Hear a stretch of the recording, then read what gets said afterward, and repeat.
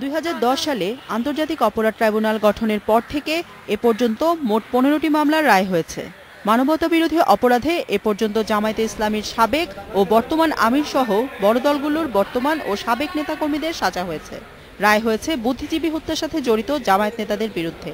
প্রায় সবকটি রায়েই মুক্তিযুদ্ধে জামায়াতে ইসলামীর মানবতাবিরোধী অপরাধে ওতপ্রোতভাবে জড়িত থাকার কথা উল্লেখ করা হয়েছে। এখন দুই ট্রাইব্যুনালে রায়ের জন্য অপেক্ষমান রয়েছে দুই মামলা। একটি জাতীয় পার্টির নেতা ইঞ্জিনিয়ার আব্দুল জব্বার ও অন্যটি জামায়াতে ইসলামীর সিনিয়র নায়েবে আমির আব্দুস সুবহানের মামলা।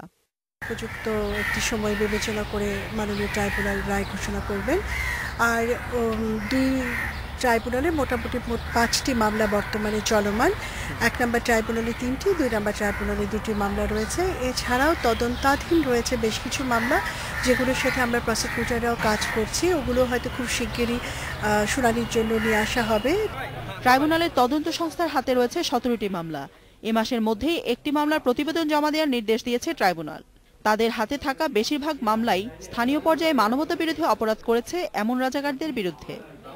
আগামী 1 মাসের মধ্যে তদন্ত প্রতিবেদন দিবেন। এটা হলো সাখাওয়াতের মামলা। সে অলরেডি গ্রেপ্তারকৃত আছে।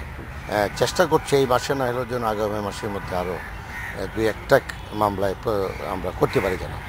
আপিল বিভাগে মানবতাবিরোধী অপরাধের 2টি মামলা নিষ্পত্তির পর রায় বাস্তবায়ন হয়েছে। ফাঁসি হয়েছে জামায়াত নেতা আব্দুল কাদের মোল্লা ও যাবজ্জীবন সাজা ভোগ করছে দেলাওয়ার হোসাইন সাইদি। আর জামায়াত নেতা কামারুজ্জামানের মামলাটি পূর্ণাঙ্গ রায়ের অপেক্ষায় আছে। তা দেয়া হলে রিভিউ আবেদন করার সুযোগ রয়েছে তার। জান্নাতুল ফেরদাউস তানভি, ইন্ডিপেন্ডেন্ট নিউজ, ঢাকা।